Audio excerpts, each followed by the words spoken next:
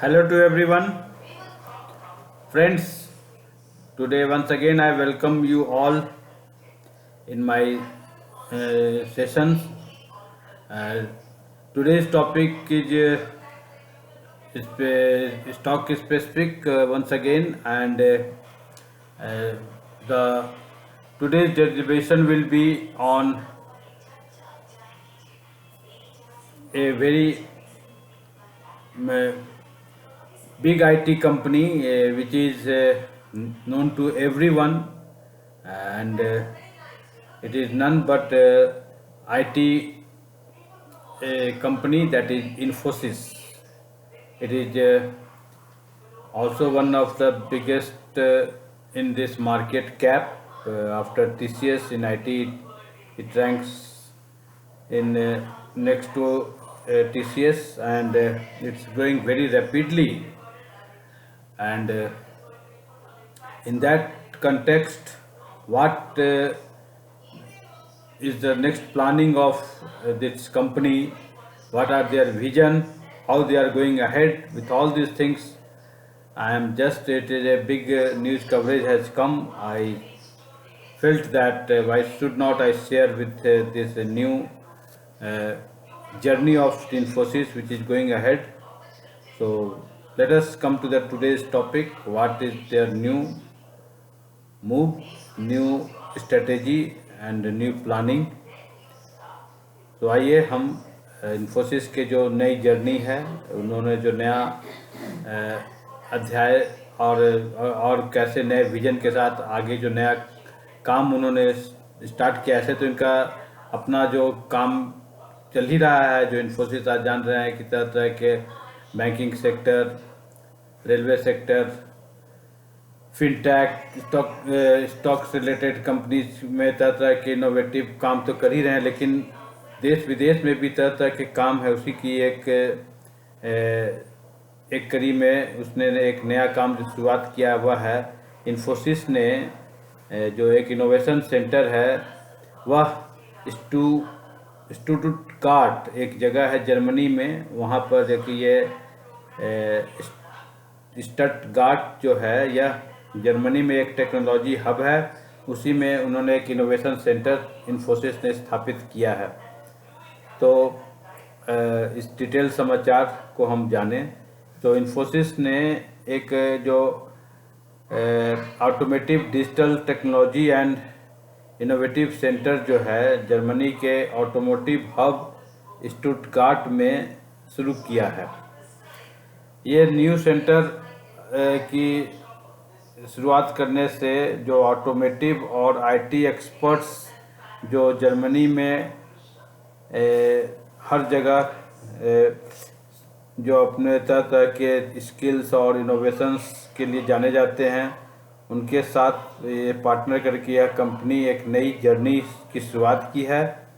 और इन्फोसिस ने पार्टनरशिप जो वहाँ की एक कंपनी है डायमेलर, जो ऑटोमेटिव आईटी इंफ्रास्ट्रक्चर के एक्सपर्ट हैं और जर्मनी में तरह तरह का ट्रांजिशन और डायमेलर कंपनी लाया है। और ये नए सेंटर जो है इन्फोसिस जो स्टटगार्ट में जो स्थापित कर रही है, यह डायमेलर कंपनी को सपोर्ट करेगी उसके नए हाइब्रिड, मल्टी क्लाउड और आर्टिफिशियल इंटेलिजेंस के साथ जो डिजिटल ट्रांसफॉर्मेशन जर्नी में। और इस तरह की जर्नी, इस तरह की पार्टनरशिप करने से बिजनेस में भी काफ़ी एक्सपेंशन और इसको नए ऊंचाई, स्केलेबिलिटी हम ला सकते हैं। और इसी के साथ जो इन्फोसिस के जो सीईओ हैं मिस्टर सलील पारिक ने यह जानकारी दी। और इन्फोसिस जो है इसके साथ साथ ट्रेनिंग और इनोवेशन लैब और जो इंडस्ट्री ट्रांसफॉर्मेशन और जो इंफ्रास्ट्रक्चर जो आगे फ्यूचर में advance technology artificial intelligence, automation and electrification के लिए जो रिक्वायर्ड होगा वह जर्मनी के इस डैमलर कंपनी को यह प्रोवाइड करेगी। और यह एक दूसरे के सपोर्ट से कंपनी नई जर्नी की शुरुआत की है। निश्चित रूप से कंपनी ने एक जो इस स्टुटगार्ट में यह इनोवेटिव सेंटर जो बनाया है ऑटोमेटिव डिजिटल टेक्नोलॉजी के इनोवेशन सेंटर के साथ, तो डैमलर कंपनी को भी इससे फ़ायदा होगा और इन्फोसिस तो लॉन्ग रन में इससे काफ़ी आगे इस कंपनी का नए पहचान बनेगी। इस तरह के क्लाइंट्स फिर नए नए एक्विजिशन करके और फर्दर अगर अच्छा काम हुआ तो इसको फर्दर इस तरह के क्लाइंट मिलेंगे। तो निश्चित रूप से यह एक इन्फोसिस कंपनी के कैप में एक नया फेदर हम कर सकते हैं। और कंपनी इसी तरह अगर जर्नी को बढ़ाती रही तो हम सभी लोग आज इन्फोसिस के शेयर से जुड़े हुए हैं, हम उसमें इन्वेस्टमेंट किए हुए हैं, तो इन्वेस्टर्स को भी इसका इनडायरेक्ट वे में काफ़ी अच्छा बेनिफिट मिलेगा कि शेयर कैपिटल अप्रिशिएट करेंगे, कंपनी फर्दर अच्छा प्रॉफिट होगा तो डिविडेंड देगी, बोनस देगी। क्योंकि इन्फोसिस से याद करें कि जो आज से 1992-93 में जो 95 के आसपास में जो इन्वेस्टमेंट किए थे, आज अगर 100 शेयर 10,000 रुपया में उस समय जो लगाए थे, मोर देन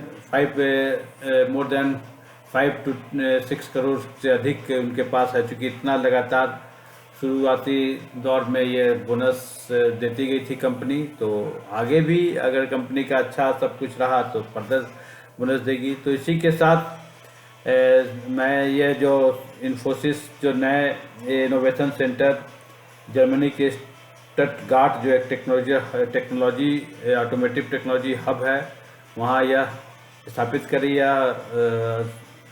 जो मैंने डिस्कशन किया, मैं आशा करता हूँ ये आप लोग के लिए काफ़ी इन्फॉर्मेटिव रहा होगा। इसी के साथ मैं आज की वार्ता समाप्त करता हूँ। आप सबों को धन्यवाद। Thank you very much.